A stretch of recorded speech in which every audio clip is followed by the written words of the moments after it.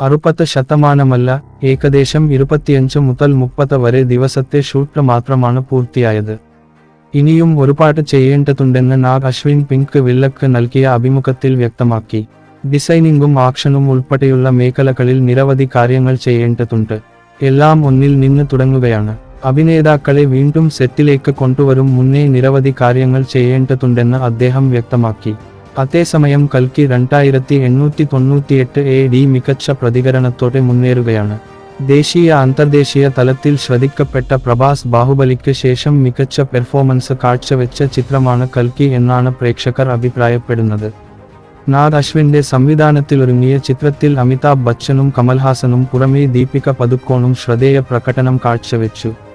കൽക്കിയിലെ വില്ലനായ കമൽഹാസന്റെ മുഴുനീള പെർഫോമൻസാണ് ചിത്രത്തിന്റെ രണ്ടാം ഭാഗത്തിൽ വരാനിരിക്കുന്നത് എന്ന് സിനിമയുടെ ക്ലൈമാക്സ് ഉറപ്പ് നൽകുന്നുണ്ട്. ഇതിഹാസ കാവ്യമായ മഹാഭാരത്തിലെ മഹാഭാരത യുദ്ധവും വിഷ്ണുവിന്റെ 10ാമത്തെ അവതാരമായ കൽക്കിയുടെ കാലഘട്ടവും ബന്ധപ്പെടുത്തി 2898 വർഷം നടക്കുന്ന കഥയാണ് കൽക്കിയുടേത്. ചിത്രത്തിലെ വിഷ്വൽ എഫക്ട്സും മറ്റ് സാങ്കേതികതയുമാണ് കൽക്കിയെ ഹോളിവുഡ് ലെവലിലേക്ക് എത്തിച്ചിരിക്കുന്നത്. ഇന്ത്യൻ പ്രൊഡക്ഷനിൽ നിന്ന് ഇങ്ങനെയൊരു ചിത്രം നിർമ്മിക്കുക എന്നതും അഭിനന്ദനാർഹമാണ്.